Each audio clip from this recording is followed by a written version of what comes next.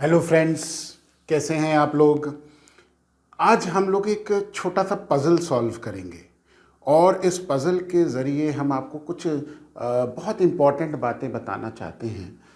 आप एक पज़ल को देखिए कि ये हमारे पास एक स्क्वायर नुमा चीज़ है ना। और जैसा कि अगर आप देख सकते हैं तो बहुत अच्छा सा नहीं बना है, लेकिन कोई बात नहीं, आप इसको स्क्वायर मान सकते हैं। कुछ लोगों को रेक्टेंगल लग रहा होगा, कोई बात नहीं, स्क्वायर मान लीजिए। और जैसा कि आप देख सकते हैं कि चार पार्ट्स में हमने स्क्वायर को डिवाइड किया हुआ है, ए बी सी और डी पार्ट में डिवाइड किया हुआ है।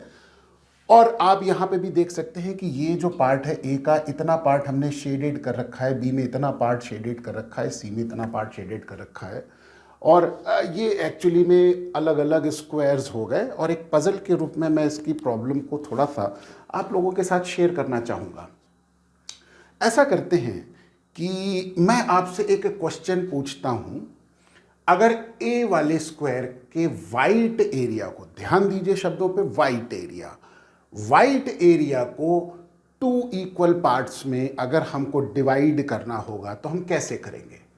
आप सोचेंगे, आप लगाएंगे, और इतना मुश्किल भी नहीं है। आप ऐसा करेंगे कि यहाँ से एक लाइन खींच देंगे यहाँ तक और देखेंगे कि ये जो वाइट एरिया है आपका, है ना, स्क्वायर ए का, जो ये स्क्वायर ए है, इसका वाइट एरिया दो पार्ट्स में, इक्वल पार्ट्स में डिवाइड कर दिया। ठीक है, आपको इक्वल ही दिख रहा होगा। अगर आप इसको स्क्वायर मानेंगे तो ये इक्वल ही आएगा। हो सकता है ये शेप आपको रेक्टेंगल जैसी लग रही हो, बनाने में मुझसे भी थोड़ी गलती हो गई हो, कोई बात नहीं। अब मैं आपसे दूसरा क्वेश्चन पूछूंगा। दूसरा क्वेश्चन मैं बी स्क्वायर के लिए पूछूंगा। बी स्क्वायर का जो वाइट एरिया है, क्या हम इसको दो या तीन, इसको तो दो पार्ट में डिवाइड कर दिया, क्या इसको हम तीन पार्ट में डिवाइड कर सकते हैं। आप थोड़ा सोचेंगे, आप कहेंगे हाँ यार कर तो सकते हैं, इतना कॉम्प्लिकेटेड तो नहीं है।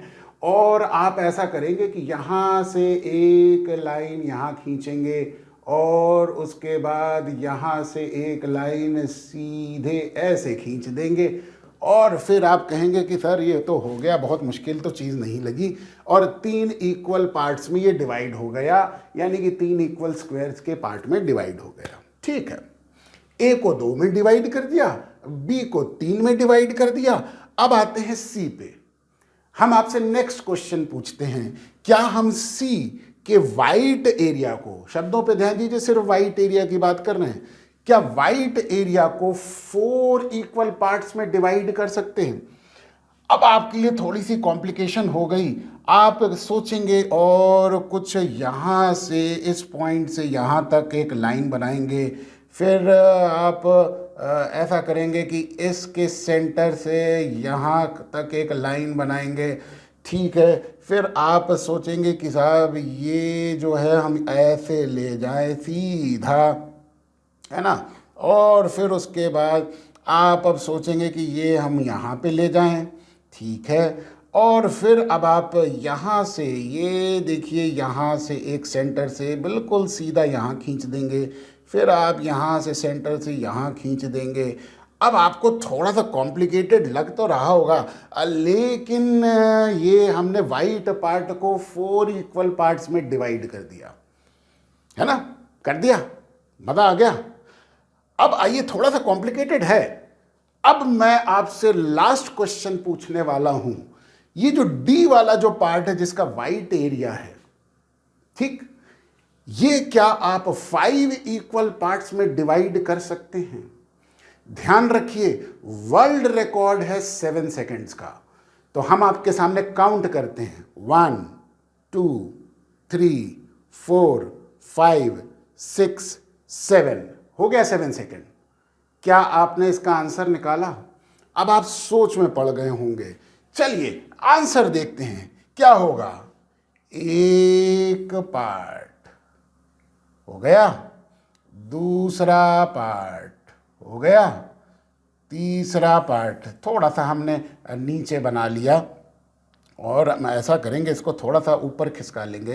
ये वाला जो पार्ट है, आय हाय हाय हाय हाय, ये यहाँ खिसका लिया, ये यहाँ खिसका लिया, ये यहाँ खिसका लिया, है ना। थोड़ा सा लाइन सीधी बना लेंगे बस। अगर सीधी नहीं बन रही है कोई बात नहीं, आप इसको समझ लीजिए कि ये सीधी लाइन है।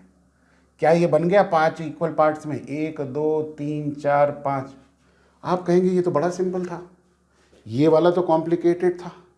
एग्जैक्टली यही चीज़ होती है लाइफ के साथ, जब आप किसी सिंपल चीज़ को कॉम्प्लेक्स तरीके से सोचने लग जाते हैं। देखिए, हमने शुरुआत करी बड़ी सिंपल तरीके से और हमने कंडीशन कर दिया आपको एक कॉम्प्लेक्स तरीके से सोचने के लिए, यानी कि सिंपल प्रॉब्लम का हमने एक कॉम्प्लेक्स तरीके से सोचने में आपको मजबूर कर दिया। और जब आप यहाँ पे पहुँचे तो आपने इस प्रॉब्लम को सिंपल तरीके से नहीं सोचा बल्कि कॉम्प्लेक्स तरीके से सोचा।